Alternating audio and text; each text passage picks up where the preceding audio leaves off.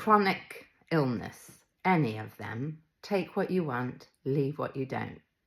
Stories, I'll tell you an example. Some of this may be new, some of it may be difficult to hear. You do you. Alice Miller, The Body Never Lies. Louise Hay, a directory online you can look up your symptoms. There's no doubt in my mind that our symptoms are very real.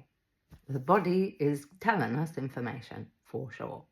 And the mind, what we're thinking about, is a switching station for the body. So in my experience, a lot of it clearly, what's going on up here, the body follows through. The body is very loyal. Oftentimes, the body will do things we cannot speak into it, or we're not conscious of it. So an example is, I have an open mind, why not? I met a woman the other day in the park, and I would ask you these questions if you were my client. I talk to people honestly and openly. Authenticity. What I'm thinking, what I'm feeling, what I'm doing gets to be aligned. I've been very sick without that. And she's limping. And she had a dog, bear with it, I have a dog, and we discussed an injection they're both having for chronic pain. And she said, I wish they had that for humans. I don't want to take things that are medicine prescribed by pharmaceuticals. However, I don't know what to do. And I said, okay, it's the left side, that's the feminine. Have you tried turmeric with pepper, which is for inflammation? Any illness, take turmeric with pepper, unless you have an issue with that privately before now. She'd tried lots of different things, eating Ayurvedic for her body, for her blood type, and so on. And I said, when did the symptoms start? And she said 2 years ago. So I said, did anything go on 2 years ago? And she started to cry and said, my daughter estranged me. So I said, in my mind, you're limping through life. It's chronic, severe, and enduring. In my mind, therapy could be something to consider. And she said, I'm in therapy. And I said, is it any good? And she said, no. And I said, well, if you still have symptoms, perhaps it's not the right fit for you. She said, do you see clients? And I said, yes, I'm not taking concessions right now. I have boundaries with myself because I overgive historically. I gave her lots of things she can look up and people she can connect with if she chooses. Another example, I met a guy in America coming to fix my computer, and he had a huge cyst in his arm in a sling, and he'd had an operation, $10,000 he'd spent 3 times because it kept coming back, and he was not cool for him. And I said, do you have, listen, I take risks and I'm a bit woo-woo because I've grown up with very intuitive people and I damn listen to my body and my mind. And I'm in the pursuit of happiness. I said, do you have an intrusive mother? Right arm. And he's like, weird, yes. And I said, when did the symptoms start? And he said, oh, a while ago. I said, was anything going on a while ago?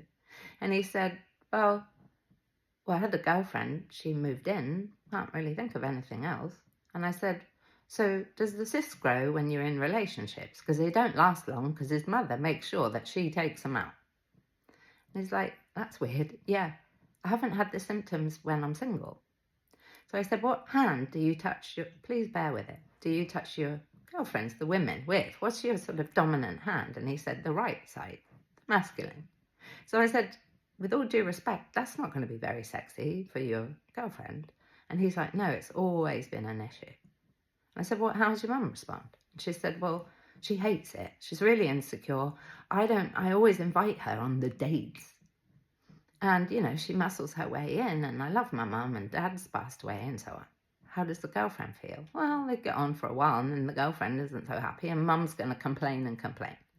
So I said, please, before you spend another 10 grand, perhaps look at The Body Never Lies and maybe consider talking to somebody about it from an emotional perspective.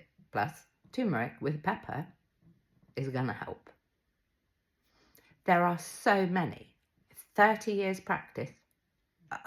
Unbelievable experiences. I've had chronic illness. Some of my family have.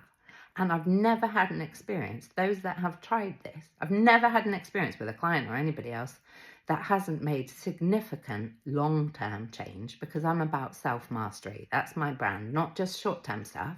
You and I get to be well and thrive long-term. So maybe you get to consider, did anything happen around the time that symptoms began? And does it feel okay for you to write reflective writing and allow yourself to consider, is there anything that you have decided you cannot say, you cannot address, and it's best if actually you keep that out of sight? Most people in my experience would rather suffer than address something, with love, me too, than address something deeper.